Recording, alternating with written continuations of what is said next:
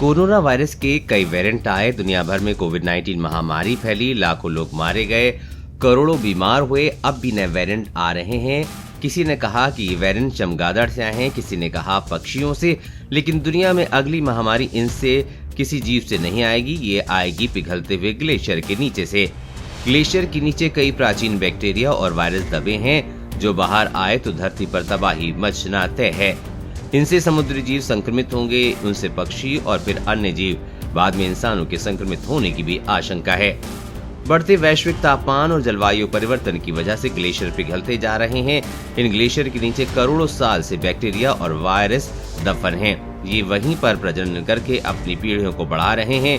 एक नई स्टडी में इस बात का खुलासा हुआ है कि आर्कटिक की ग्लेशियर झीलें खतरनाक महामारी फैलाने लायक बैक्टीरिया और वायरस का प्रजनन केंद्र हैं। यहाँ से जो वायरस निकलेंगे उनसे इबोला, इन्फ्लुएंजा से भी ज्यादा भयानक बीमारियां फैलेंगी। हाल ही में वैज्ञानिकों ने आर्कटिक सर्किल के उत्तर में मौजूद लेक हेज़न की स्टडी की है।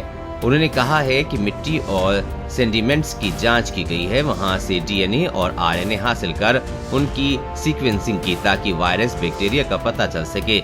एक कंप्यूटर एल्गोरिथम के जरिए ये पता लगाने की कोशिश की कि कौन से वायरस जानवरों के हैं, कौन से पेड़ पौधों के हैं और कौन से इस इलाके में मौजूद फंगस में हैं। तब जाकर पता चला कि यहाँ से वायरस लीक का खतरा बहुत ज्यादा है। ये समुद्री जीवों और जमीनी जीव और इसके बाद इंसानों तक पहुँच सकते हैं, क्योंकि जैसे ही जलवायु परिवर्तन की वजह से आर्कटिक का माइक्रोबायोस्फीयर बदलेगा, ये सभी बैक्टीरिया और वायरस बाहर निकलकर अपने लिए नए होस्ट खोजेंगे।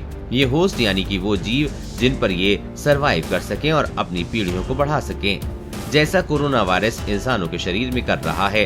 पीढ़ियों को बढ़ाने के लिए नए नए वेरिएंट के रूप में बाहर आ रहा है। जरूरी नहीं कि इस महामारी के लिए सीधे तौर पर इंसान जिम्मेदार हो, लेकिन तापमान तो इंसान की वजह से ही बढ़ रहा है। ऐसे में ग्लेशियर पिघलेंगे ही। देश और दुनिया की हर अपडेट पाने के लिए चैनल को सब्सक्राइब करें।